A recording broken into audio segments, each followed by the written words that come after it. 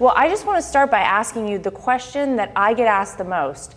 Everyone wants to hear, how are you doing? How has it been down here? Well, it's been great. It's Florida. It's a beautiful state. It's a well-run state. We had a tremendous election result in Florida, as you know, despite millions and millions of dollars being spent against us. And we had a big victory, I guess, unprecedented victory. But I love Florida. It's just a spectacular place. Yeah. What was your takeaway from that press conference? Well, I think the press conference is probably the least of it. People saw a lot of things happening long prior to the press conference, and even the trip up the stairs, up and down, 3 times.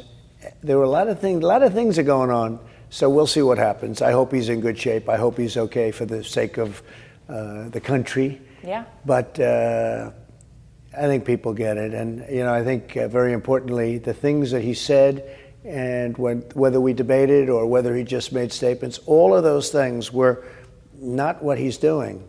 This is more liberal, more radical than Bernie Sanders ever had in mind. Bernie could not be happier.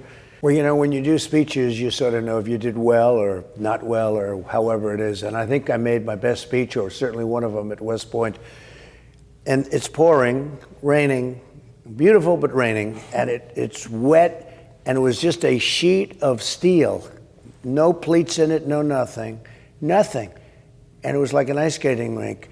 And the last thing I wanted to do was go down. And I saw that, and they had no railings, really brilliantly, you know, put up. Whoever put it up ought to be ashamed of themselves. So I'm next to a general who has big rubber shoes on, and I say, General, I'm not grabbing you, but I may have to grab you because this is a sheet of ice.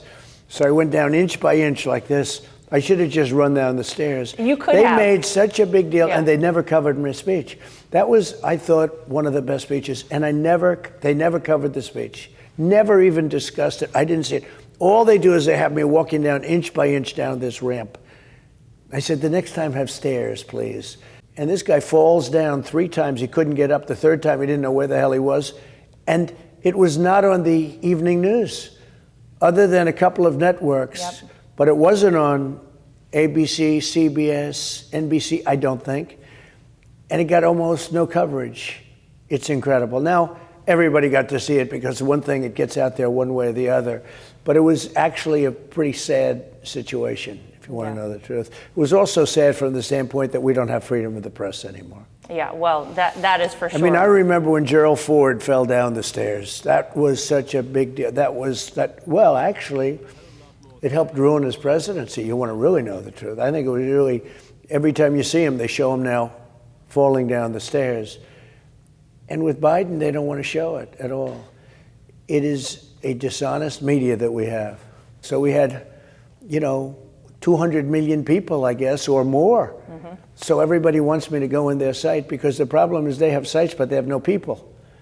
And Twitter has gotten very boring because I can see Twitter anytime. Because you're gone. They missed you. Well, it's said to have gotten very boring, and a lot of people are leaving Twitter. So I think there's room for something, and I bring a lot of people with me. But we'll see. I must tell you, I love what we're doing now. I'll put a statement or 2 out. It gets picked up by everybody. So maybe we don't even need social media. You're gonna go this route, I don't perhaps. think we do, and I may be wrong, but I don't think we do. But I think social media has become so corrupt that people aren't believing it anymore, really. I mean, a lot of it has become very corrupt. It's really become like the media itself, very corrupt. That's true. We don't have freedom of the press anymore, you know. Will we ever be able to attend another Trump rally? Oh, yeah, sure, I think so. In fact, we're thinking about doing one relatively soon just to let everybody know that there's hope in the future. It's a shame. What's going on is just very sad. Democrat-run cities. Yeah. And now, if you have a Democrat-run country, watch what's going to happen. It's bad. So we might be able to attend a Trump rally. Sure. I mean, sure. I love doing them, but more importantly, I think we get the word out. That's incredible. Hope that there's a possibility to see Donald Trump run again in 2024. You do have hope. That I can tell you. You do have hope. We love our country. This country, we all owe a lot to our country, but now we have to help our country. And we were there. We were so good. What we did with Iran, what we did with China, we were all set to do some great things. And then you see what's going on right now. China treated our representatives last week in Alaska with such tremendous disrespect. They never talked to me that way. You look at North Korea, I got along with Kim Jong-un, and for 4 years we had no problem. I mean, I was told by President Obama and everybody else that North Korea was our biggest problem. We're going to end up in war with North Korea if that group stayed in. And for 4 years we had no problem with North Korea. Now all of a sudden you see the problem is starting again. No, we have a great country. We have to help our country.